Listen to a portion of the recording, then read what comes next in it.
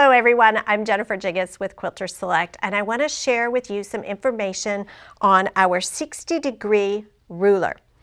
I love Quilters Select rulers because the back has that wonderful non-slip coating across the entirety of the surface of the ruler.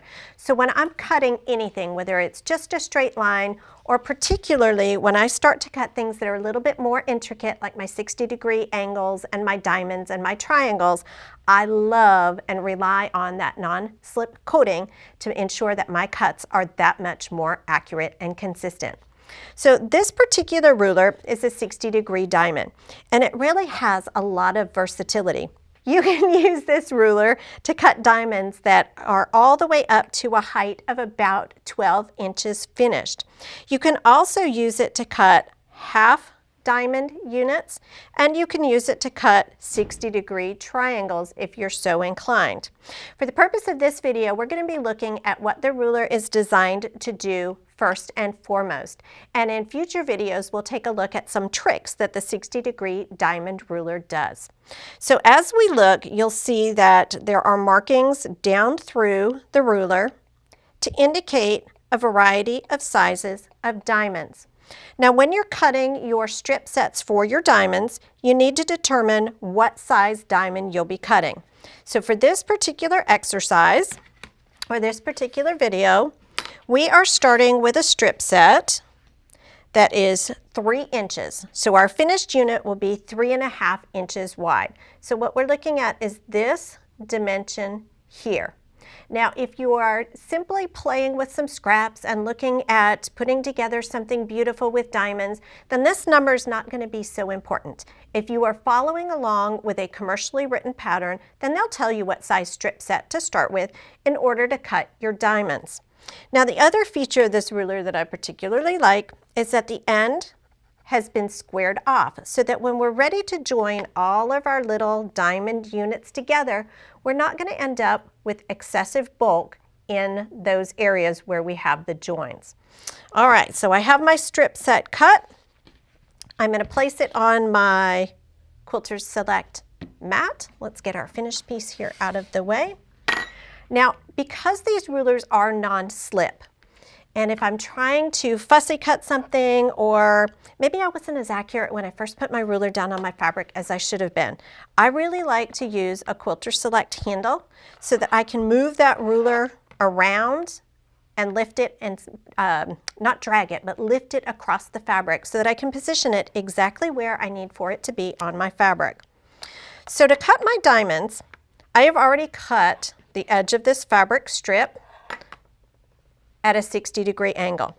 So I am simply going to align the 3-inch line on my ruler with the cut edge of my fabric, the 3-inch line, diamond line on the cut edge of my fabric here, and then use my rotary cutter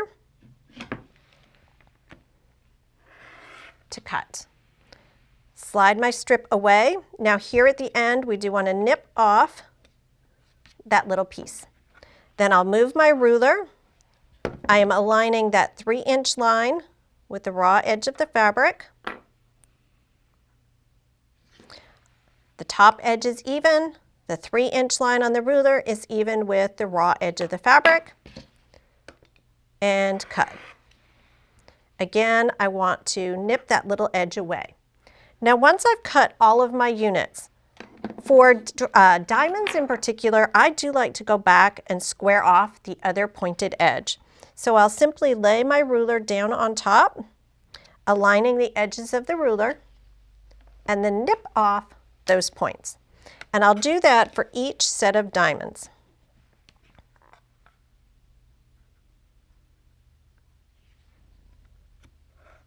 Again, this is simply to eliminate bulk when I get ready to join the diamonds together.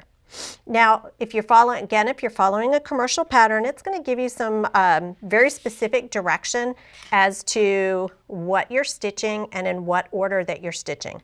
As a general rule, when we get ready to sew our fabrics together and we get ready to join diamond units, we're going to be doing this on the diagonal. Okay, so it's going to be an angled strip set versus a straight across strip set. So the first thing we would do if we were stitching together something like this is I want to create my first diamond so that I will then work my way diagonally with the next diamond and the next diamond and so on. So let's make this a little bit more interesting than just having two fabrics that are the same. And let's cut one more strip set. This is going to be a very blendy type of a project here today. So let's start by cutting our angle on the one side.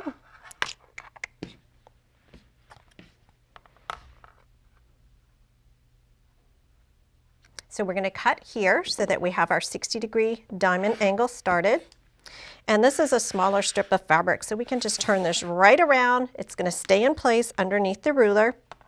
We want our 3-inch line on the ruler aligned with the raw edge of the fabric, the 3-inch diamond line over here on the other end, and we'll clip. Move the ruler, making sure everything's aligned, and cut. And then again, I want to nip those little edges.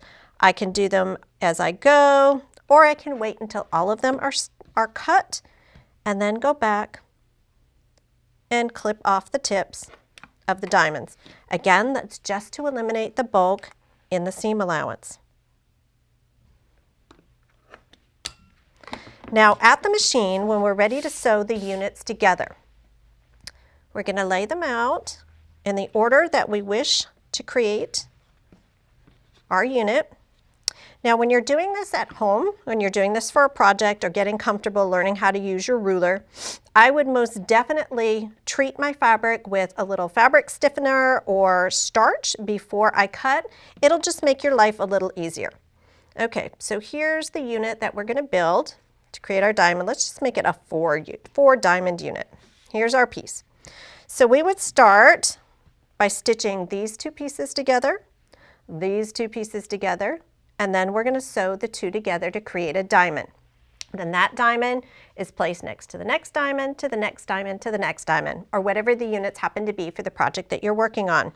Now when I lay these right sides together, as you have a look, you're going to see that because we've nipped them off, those two edges are going to line beautifully, and we're going to start stitching right here. Okay, that's our indicator of where that 1/4 inch line is so that we can simply sew right down our unit, and every one of them will be aligned exactly the way that it needs to be to continue stitching on that process. Okay, so again, that nipped line or that nipped edge is to show you where your 1/4 inch start and stop points are. Now, another tip for accuracy. Again, there's a lot of joins here in between the units where all of our points are coming together. We want to eliminate as much bulk as possible. And so we've done part of that by nipping off the edge, right, that top point on the diamond. The other is by using the appropriate thread. So I like to work with a 60 weight Quilters Select thread in my needle and an 80 weight in my bobbin. That's going to give me a very, very fine seam that doesn't take up a lot of room in the turn of the cloth, and it's also going to be very strong and very durable. Now, the other tip that I would give you for working with units like this is there are times when you're going to want to press them open.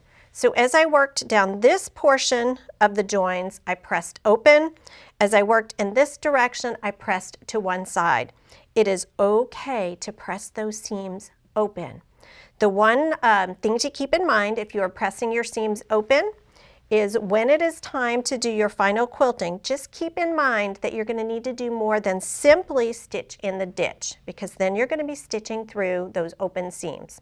So just some planning, a little additional tip for you as you're putting together something that has a lot of points and tiny, tiny pieces. Now the other way that we can use this 60-degree diamond, we just looked at a strip set type of cut. You can also use the diamond if you are cutting large diamonds and want to do something where it's a little more fussy cut. And in which case, I would simply take my ruler, place it over my fabric, and then cut all the way around the ruler to get that full diamond unit. And it is just that simple. and easy to create things that are a little more complicated or complex looking and still have the advantages of that non-slip coating on the back of your ruler, your nipped off edges, and your appropriate thread for more precise piecing. We can't wait to see what you're doing with these rulers.